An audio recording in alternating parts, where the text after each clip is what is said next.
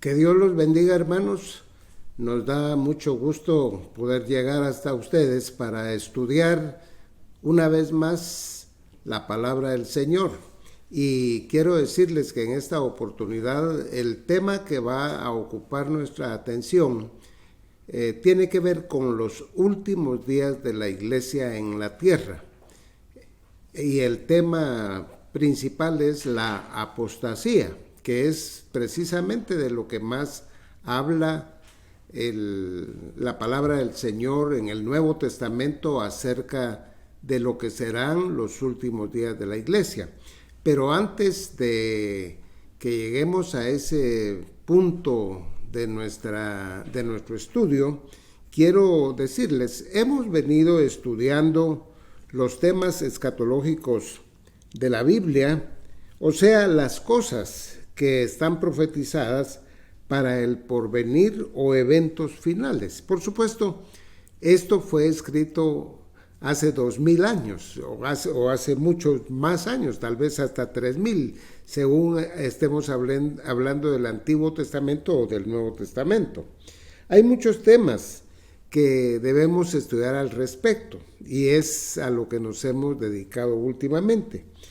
Pero quiero decirles, en la doctrina hay muchos temas que la Biblia revela, porque algunas personas piensan que tal vez el tema escatológico es el más importante de la Biblia.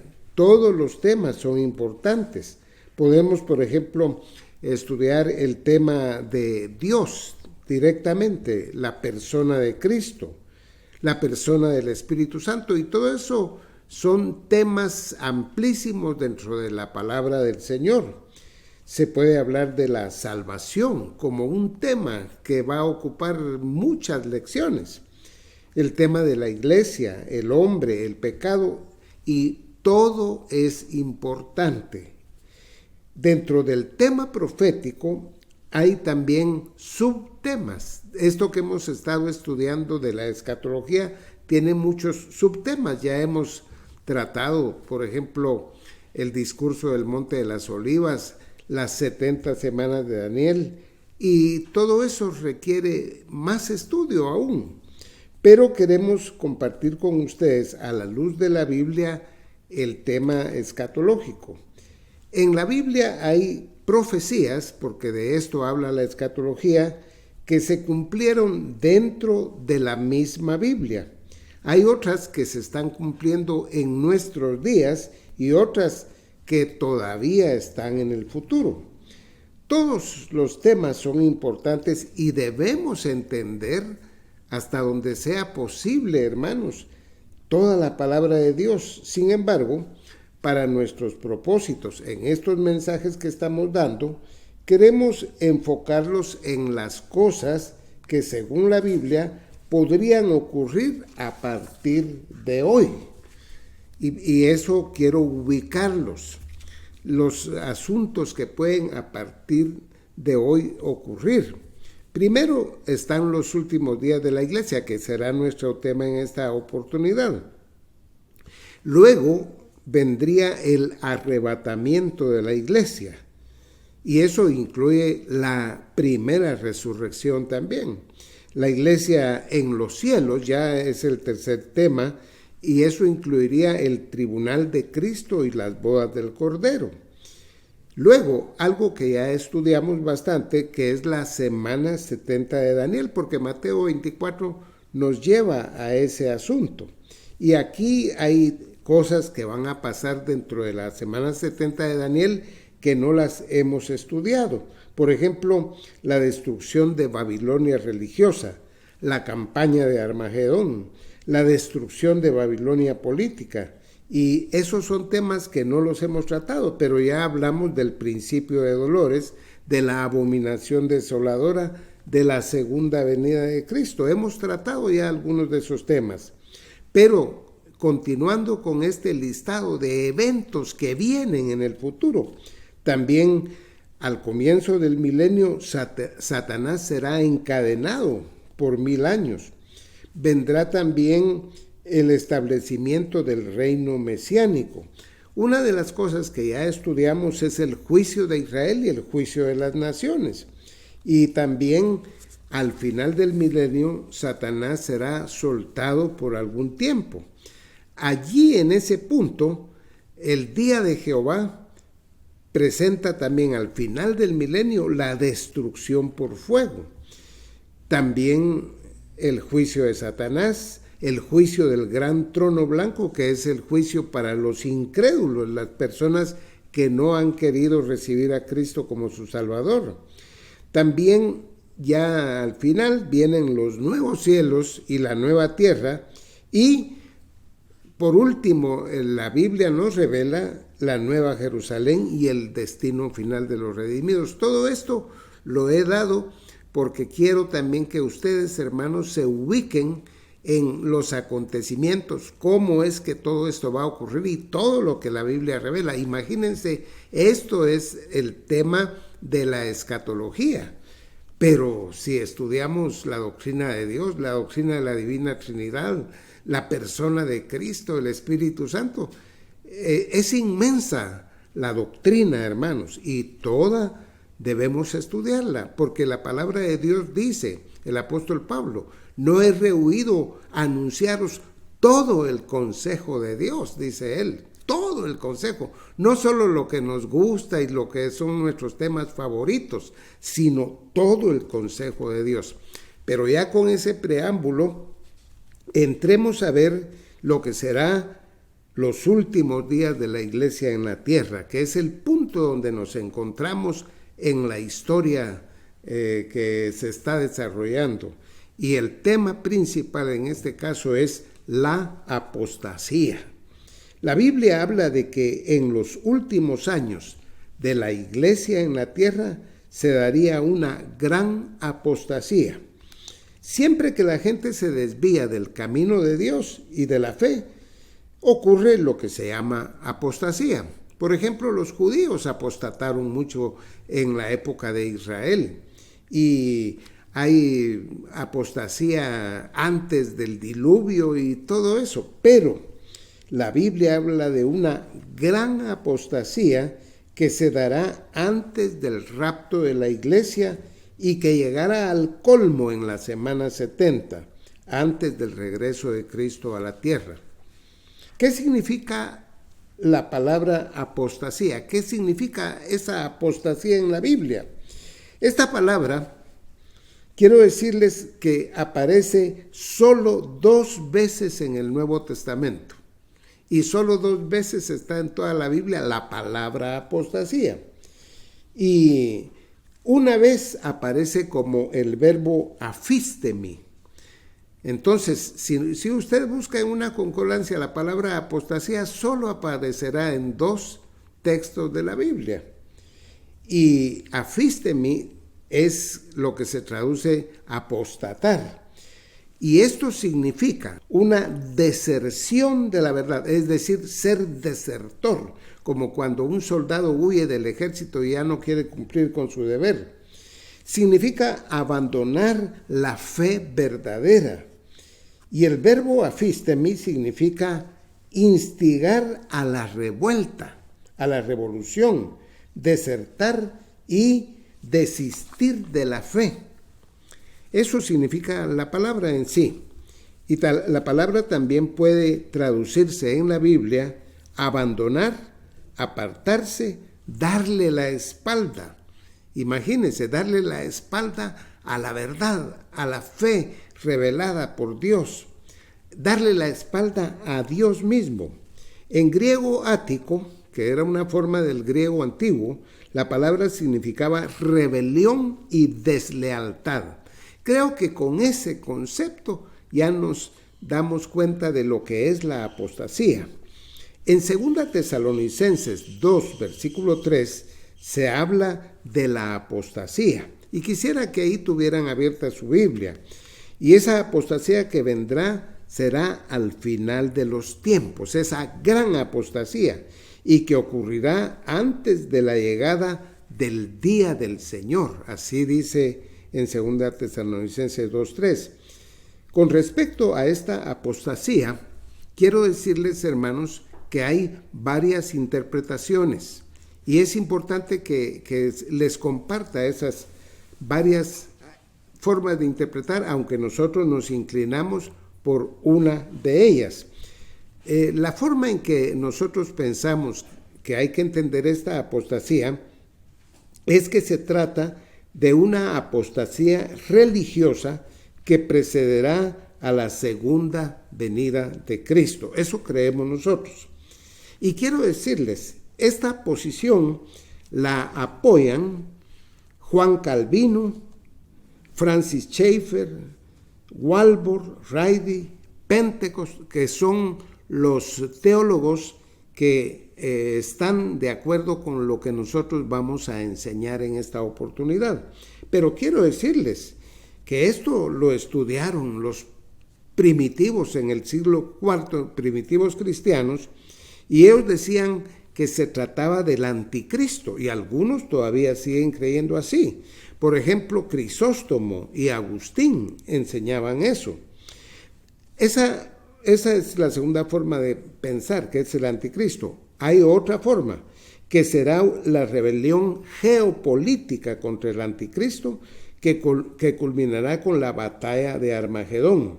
Así piensa Bruce, Vine y Morris, que son grandes estudiantes de la Biblia modernos. Y hay otros, y eso se los comparto porque es una de las ideas de lo que creen que será la apostasía. Y piensan que se trata del arrebatamiento de la iglesia. ¿Por qué? Porque ella abandonará el mundo. Y recordémonos que la palabra apostasía y afistemi significan abandonar. Pero nosotros no creemos que está hablando de que la iglesia abandonará el mundo, sino que abandonarán la llamada cristiandad va a abandonar la fe verdadera, la Biblia, las cosas de Dios.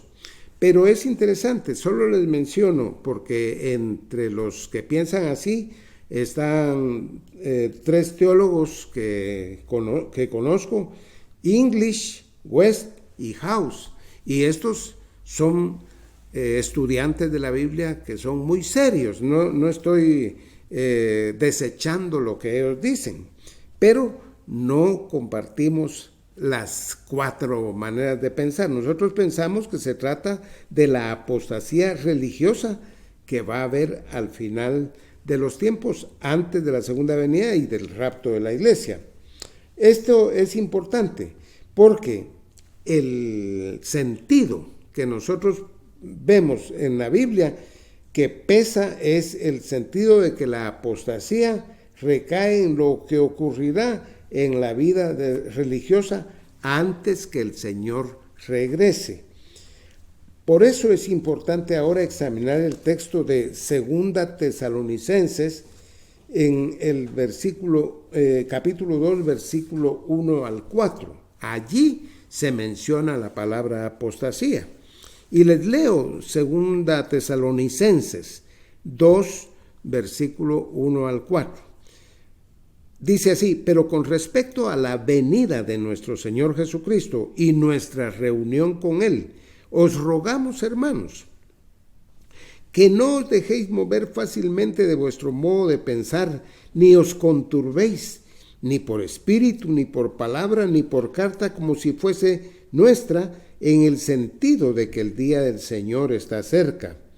Nadie os engañe en ninguna manera, porque no vendrá, y sin que venga antes la apostasía. Este es uno de los versículos que menciona en griego la palabra apostasía, y es el mismo sonido en español que en griego. Y se manifieste el hombre de pecado, el hijo de perdición, el cual, dice, se opone y se levanta contra todo lo que se llama Dios o es objeto de culto, tanto que se sienta en el templo de Dios como Dios, haciéndose pasar por Dios. Aunque todos los detalles mencionados son importantes para entender la profecía, quiero destacar, hermanos, la parte que toca el tema de la apostasía. De todas maneras, en su momento vamos a estudiar otros asuntos que se tocan aquí. El versículo 1 habla de la venida del Señor. Dice, pero en respecto a la venida del Señor. En griego, la palabra que tenemos ahí para venida del Señor es parusía. Y recordemos que eso puede referirse al rapto de la iglesia o a la venida de Cristo hasta la tierra. Así se usa, y cuando estudiemos el arrebatamiento de la iglesia voy a profundizar más en el uso de las palabras. El versículo 1 también habla de nuestra reunión con Él. Dice, la venida del Señor y nuestra reunión con Él, lo cual requiere explicación. En el versículo 2 se menciona el día del Señor también, que debemos comprender, pues ayuda al manejo del tema, entender lo que es el día del Señor. Y en el versículo 3 se habla de la apostasía, que es el tema de nuestro presente estudio. En relación con la palabra parusía, debemos recordar que solo el contexto nos ayuda a saber si se refiere al rapto de la iglesia o a la venida de Cristo hasta la tierra.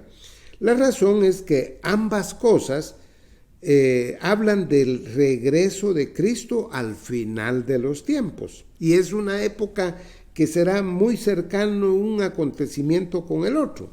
El retorno de Cristo en el Antiguo Testamento se refería a su venida para establecer el reino mesiánico exclusivamente. En el Antiguo Testamento no se hablaba del rapto, pero ya en el Nuevo Testamento su regreso al final de los tiempos incluye el arrebatamiento de la iglesia, que eso se enseñó hasta el Nuevo Testamento. Es como el tema de la iglesia, se enseñó hasta el Nuevo Testamento. La iglesia no aparece en el Antiguo Testamento. La iglesia es un misterio revelado plenamente, y subraye la palabra plenamente, hasta después de la muerte y resurrección de Cristo.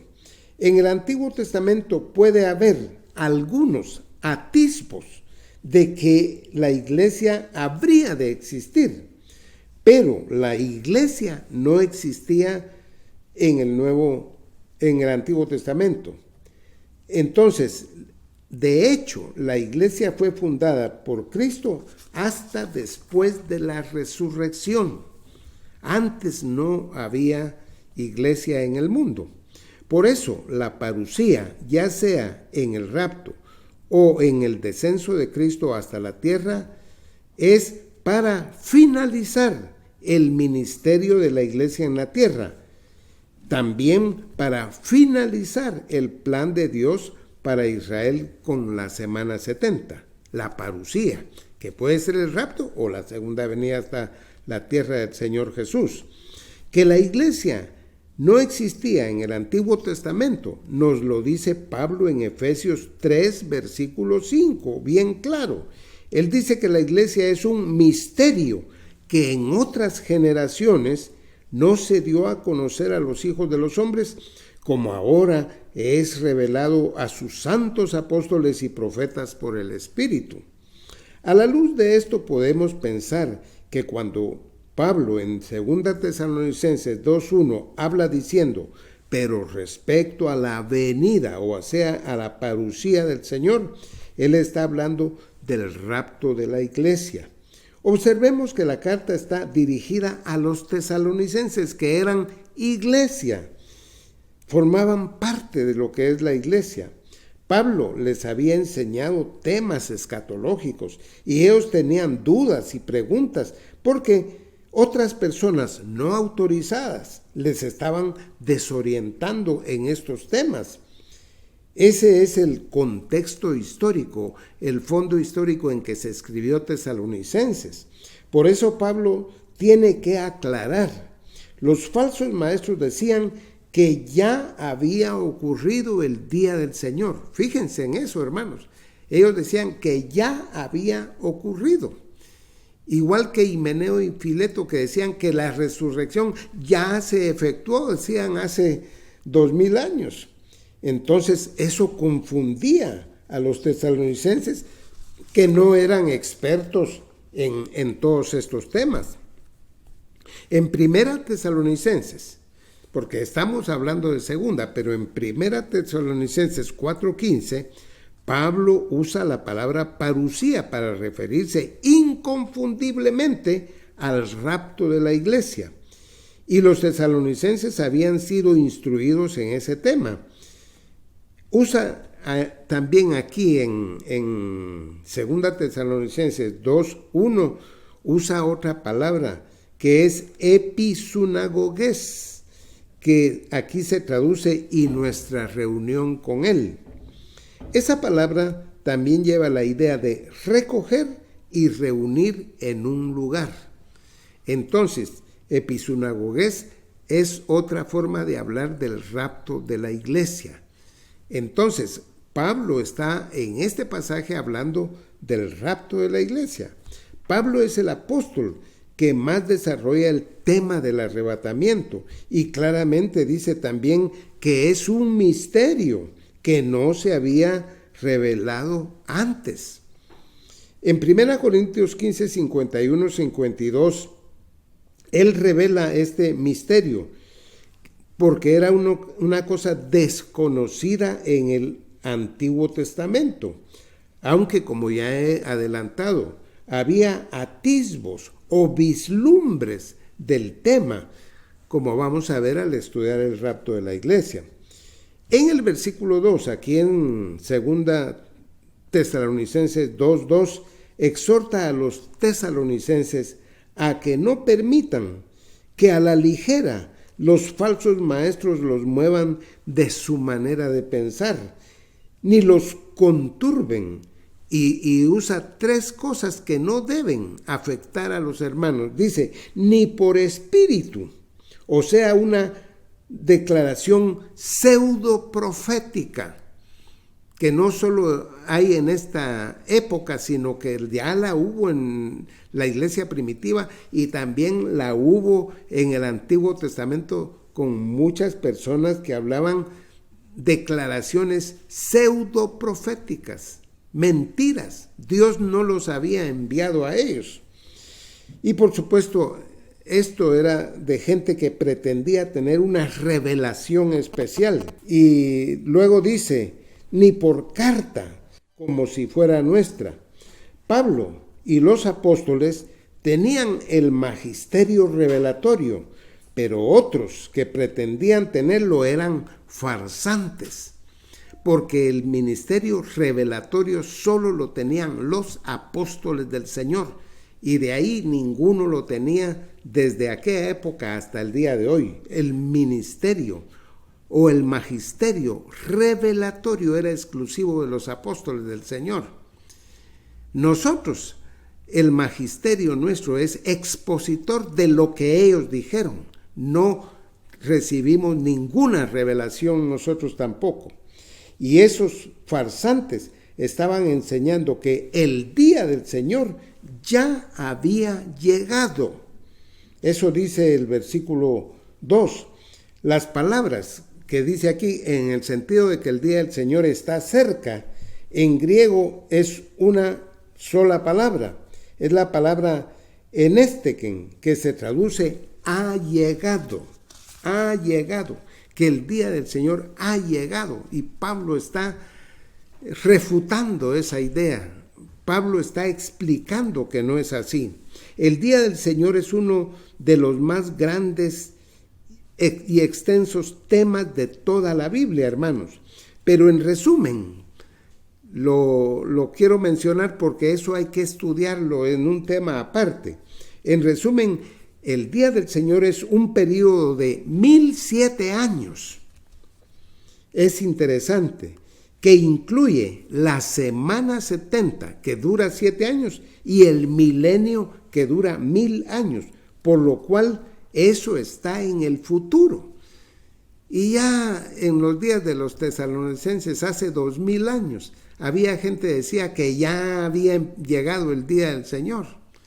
Eso es lo que ocurre cuando no se interpreta bien la palabra de Dios Y Pablo estaba corrigiendo eso, imagínense, hace 2000 años. Hermanos, y en el día de hoy, el día del Señor no ha comenzado. Comenzará cuando empiece la semana 70. En la Biblia hay hechos que se ubican al comienzo del día del Señor, en medio del día del Señor o al final del día del Señor. Y uno tiene que saber ubicar todas esas cosas, y todas están en el futuro. Por ejemplo, la segunda venida de Cristo está al final de la semana 70, pero la destrucción por fuego está hasta el final del milenio, y todo eso va a ocurrir en el día del Señor, o sea, en esos 1007 años. Entonces, la semana 70 en el día del Señor es la parte de oscuridad del día. Eso lo vamos a estudiar más a profundidad. La oscuridad es el juicio, y el milenio es la parte de luz y bendición del día de Jehová. Hay que saber ubicar los eventos dentro de ese día, dentro de ese periodo de 1007 años que se llama el día del Señor. Pablo dice que ese día no había llegado cuando él escribió su carta a los tesalonicenses, y yo les puedo decir, tampoco hoy ha llegado. Ocurrirá después del rapto de la iglesia y ya todos los acontecimientos que vendrán para cumplir todo lo que se habló en el Antiguo Testamento. Pero Pablo asegura que los acontecimientos del día del Señor no vendrán sin que antes venga la apostasía. La apostasía es el fin de la era de la iglesia profesante o de la llamada cristiandad. Como todas las dispensaciones, la iglesia comenzó con una gran bendición en el día de Pentecostés, porque todas las dispensaciones empiezan así, con gran bendición. Y eso ocurrió en el año en que Cristo murió y resucitó. Pero terminará la era de la iglesia en el fracaso de muchos que dicen pertenecer a la iglesia, pero que no han nacido de nuevo y solo son miembros externos de la organización humana, pero no son del cuerpo de Cristo, no han conocido verdaderamente al Señor. Y quiero decirles, hermanos, todas las dispensaciones, y eso hay que estudiarlo y lo vamos a estudiar, todas las dispensaciones reveladas en la Biblia empiezan con bendición y terminan con fracaso.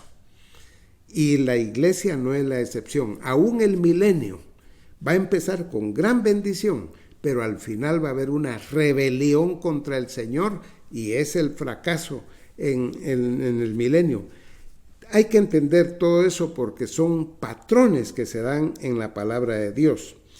Y aunque el mundo incrédulo siempre ha sido rebelde a Dios, y ese es otro tema que hay que estudiarlo, lo que es el mundo incrédulo directamente.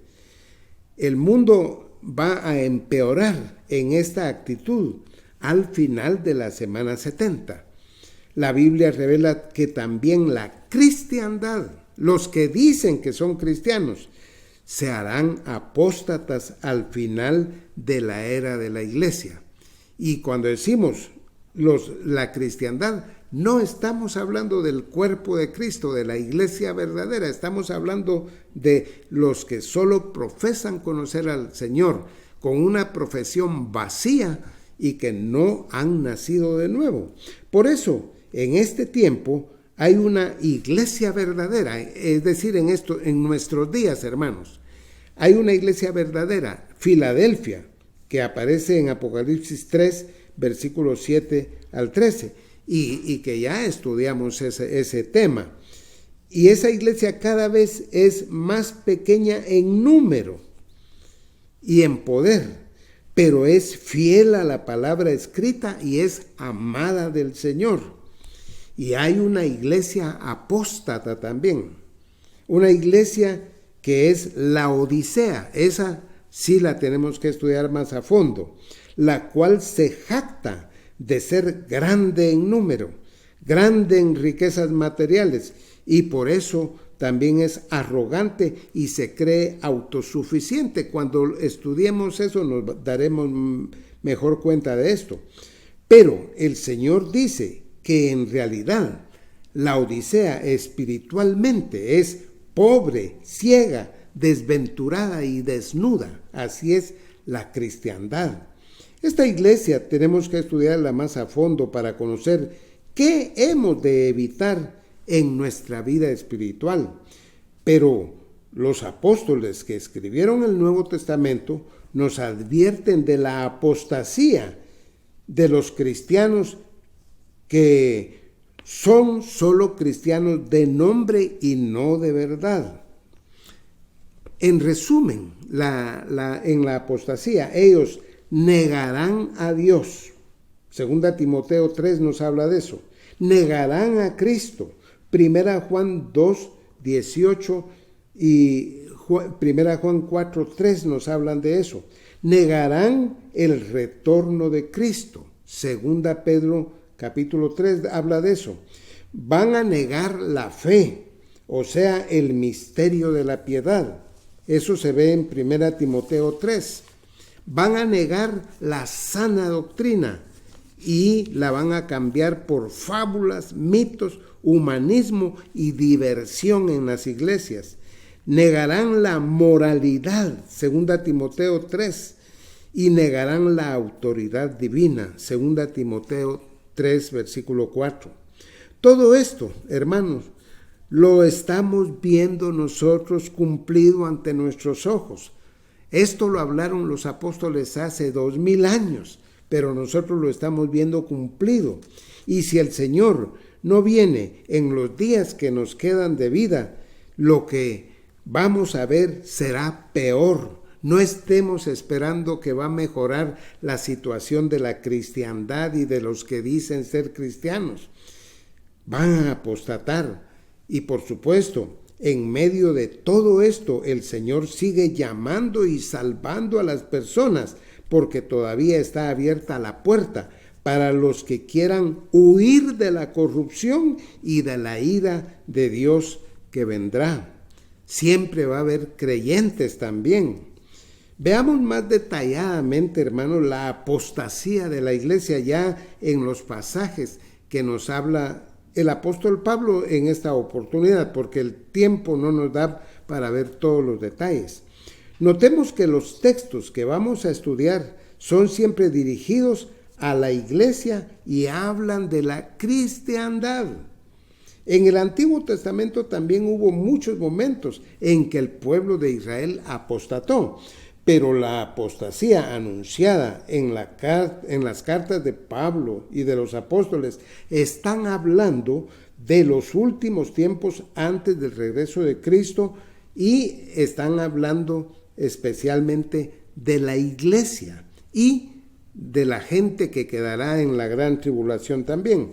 Segunda Timoteo capítulo 3, para tocar ya más específicamente, en los versículos 1 al 8, dice el apóstol Pablo, versículo 1, también debes saber esto, que en los postreros días vendrán tiempos peligrosos. La palabra postreros que aparece aquí es la palabra escatois en griego. Eso ya le suena a escatología. Y sí, porque la palabra escatois significa postrero, como está traducido aquí, final, extremo, lejano, último, remoto. Pablo está hablando ya, no de la época de los tesalonicenses y de Timoteo, está hablando de lo que pasaría en los días que estamos viviendo nosotros 2000 años después. Y se refiere a los últimos días de la iglesia en la tierra, o sea, al final de la era de la iglesia. Dice que vendrán tiempos peligrosos. La palabra peligroso en griego es halepos y se puede traducir tiempos difíciles, duros, pesados, penosos, difíciles de atacar, amargos, insanos, fieros, malévolos y violentos. Hermanos, eso lo estamos viviendo nosotros. Eso lo estamos viendo nosotros. Así serán los últimos días de la cristiandad antes del rapto de la iglesia. Y la situación empeorará al comenzar la semana 70 con la aparición del anticristo. Ahí la gente se desenfrenará en la maldad. La gente correcta, ya en estos tiempos, no sabrá cómo hacerle frente a la maldad. Eso lo estamos viviendo ya nosotros en parte, pero esto no va a mejorar, va a empeorar. Pablo menciona 20 características para decir cómo serán los seres humanos en la época de la apostasía. Y cuando uno lee lo que dice Pablo, lo que dijo él hace 2000 años, uno parece estar leyendo la escena diaria. Y quiero decirles, esto no va a mejorar. La Biblia dice que los hombres malos irán de mal en peor, engañando y siendo engañados. Entonces, hablar de que va a haber un gran avivamiento de la iglesia, eso es no ver lo que dice la Biblia. Sí va a haber un avivamiento, pero del pueblo de Israel en la semana 70. Pero eso ya no es la iglesia. Básicamente, lo que dice Pablo aquí en este pasaje es que los hombres de los últimos tiempos no tendrán amor ni a Dios ni al prójimo, que es el resumen de la ley en los dos más grandes mandamientos de la ley de Dios. Los hombres serán, y quiero decirles aquí el texto que estamos leyendo de 2 Timoteo 3, no voy a utilizar cada palabra griega que está aquí, porque son 20 características, pero las explicaciones que voy a dar inmediatamente están sacadas del sentido griego de las palabras. Dice que los hombres serán amadores de sí mismos, en otras palabras, egoístas. Serán avaros, amadores del dinero, porque las palabras que forman en griego, estas palabras usan la palabra philos dentro de su composición, que es amor al dinero. Vanagloriosos, o sea, orgullosos y con ostentación. Serán soberbios, en otras palabras, arrogantes, creyéndose muy brillantes y mejores que los demás. Serán blasfemos, desobedientes a los padres, ingratos, es decir, carentes de toda gratitud, malvados. Esta palabra se puede traducir impíos y sacrílegos, o sea que no respetan las cosas de Dios, sin afecto natural, no van a amar ni a su propia familia, implacables, no perdonarán a nadie, calumniadores. En griego la palabra es diabolos. Serán diablos, dice la Biblia, porque eso es lo que significa la palabra diablo, es calumniador. Intemperantes. Esa palabra significa que no se gobiernan a sí mismos ni se dejan gobernar. Serán crueles, o sea, rudos, selváticos, no domesticados, fieras. Todo eso significan las palabras griegas que están aquí. Aborrecedores de lo bueno, o sea, no aman lo bueno, el amor está distorsionado, no saben amar. Traidores, imprudentes. El sentido de esta palabra, imprudentes, es que actuarán con precipitación irreflexiva o con ímpetu temerario. Infatuados, se creerán mucho, teniendo la cabeza llena de humo. La palabra griega incluye que la cabeza está llena de humo, ya no miran bien. Amadores de los deleites más que de Dios. Y para colmar su perversidad, la última expresión dice que serán hipócritas, teniendo apariencia de piedad. Querrán aparecer como gente que ama a Dios y que hacen el bien, pero todo eso será una comedia. Pablo dice que negarán la eficacia, o sea, el poder de la piedad que cambia internamente al ser humano. Cuando uno verdaderamente conoce a Dios, hay un cambio interno y hay amor a Dios, hay amor al prójimo, hay conocimiento de Dios, hay servicio a Dios. Pero con la apostasía, cada vez serán menos los verdaderos piadosos y abundará la religión que solo es apariencia exterior. Hermanos, cada uno de nosotros debe evaluarse a sí mismo a la luz de estas categorías que da la Biblia y no llamarse al autoengaño, sino ser sinceros y clamar a Dios que Él implante en nosotros la vida de Cristo y que se manifieste en nosotros el fruto del Espíritu Santo. Agrademos a Dios de todo corazón. También otro aspecto de la apostasía será la negación de la sana doctrina que caracterizará a los apóstatas. Y esto se ve en 2 Timoteo capítulo 4, versículo 1 al 4. Pablo le encarece a Timoteo que predique la palabra de Dios y que todo su ministerio lo haga con base en la Biblia. La razón de esto es, este encargo que le hace Pablo a Timoteo es, según lo que dicen los versículos 3 y 4, dice, porque vendrá tiempo, otra vez, los tiempos finales, cuando no sufrirán la sana doctrina, sino que teniendo comezón de oír se amontonarán maestros conforme a sus propias concupiscencias y apartarán de la verdad el oído y se volverán a las fábulas. Pablo profetiza lo que ocurrirá en el tiempo final de la era de la iglesia, es decir, en nuestros tiempos, hermanos. La apostasía negará o harán a un lado la enseñanza de la sana doctrina. Van a hacer a un lado la Biblia.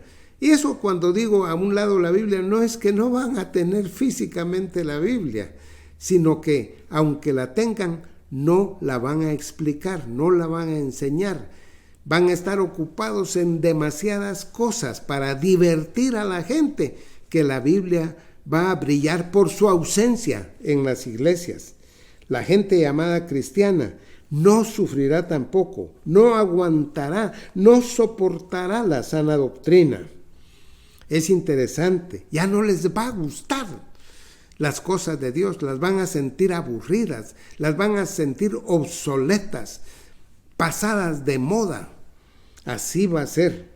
Y dice que no soportarán la sana doctrina. Esta palabra sana es la palabra griega ugiaino. La palabra significa sana, higiénica, que tiene salud, intacta, íntegra, pura, verdadera. Eso ya no les va a gustar a la gente.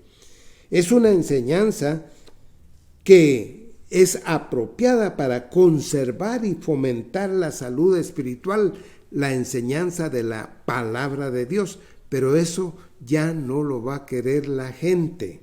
Y por supuesto, los líderes apóstatas, como no les gusta, ya no le van a dar eso. Van a estar buscando qué le gusta a la gente para darle lo que les gusta. Y qué triste que estén dándole una enseñanza al gusto de la persona y no a la necesidad espiritual que tiene la persona. Pablo dice que en el tiempo de la apostasía, la gente aparentemente religiosa ya no soportará que el culto se centre en la proclamación y la enseñanza de la Biblia. Lo que buscarán en las iglesias será lo que satisfaga sus caprichos personales, lo que les parezca bien a ellos, sin importar las demandas de Dios. No les va a importar que Dios quiere que vivan una vida de santidad y apartada del pecado. Eso ya no les va a interesar. Al no parecerles bien lo que predican los siervos fieles del Señor al Señor y su palabra, le prestarán oído a enseñanzas acomodadas a sus propios gustos. Van a buscar y hallarán en abundancia predicadores que los halaguen que les digan que todo está bien, aunque todo ande mal, que les hablen de que si se hacen cristianos van a ser ricos materialmente, que serán invulnerables a toda enfermedad. También les predicarán novedades, curiosidades y rarezas que solo ellos ven en la Biblia. Pablo dice que estos maestros aprovecharán que la gente tiene comezón de oír, dice Pablo, y no quieren oír la verdad, sino cosas que sean aprobadas por el mundo y que no vayan a contradecir al humanismo, a la mal llamada ciencia y a los grandes psicólogos, pedagogos, sociólogos y filósofos del mundo. Y quiero decirles que muchas de estas ciencias tienen cosas que son correctas y son verdaderas, pero también cuando ellos se ponen a opinar de las cosas de Dios espirituales, también están muy equivocados en lo que hablan. Entonces, el colmo es que apartarán de la verdad el oído y se volverán a las fábulas, mitos, leyendas, y allí sí estarán contentos, aunque van a estar equivocados, por supuesto. El otro pasaje de las cartas de Pablo a Timoteo, hablando de la apostasía, es 1 Timoteo, capítulo 3, 14 al capítulo 4, versículo 1. Esto te escribo, dice en 3:14, aunque tengo la esperanza de ir a verte pronto, para que si tardo, sepas cómo debes conducirte en la casa de Dios, que es la iglesia del Dios viviente, columna y baluarte de la verdad.